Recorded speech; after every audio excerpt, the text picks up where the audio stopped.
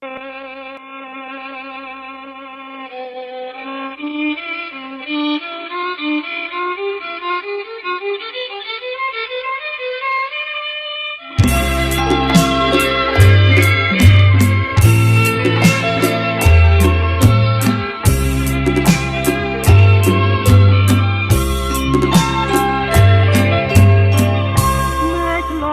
ឡាំងប្រជាងងឹត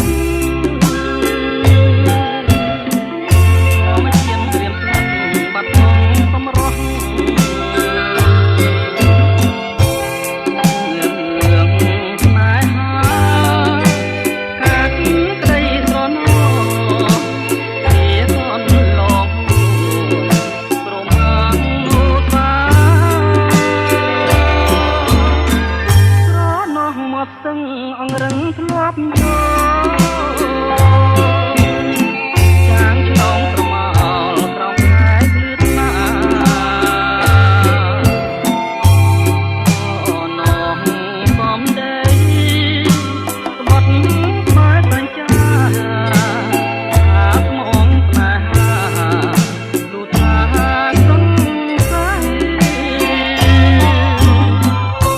តាកម្មពីអ្វីនាងមកប្រឡាយឲ្យខ្ញុំខ្លោចខ្លា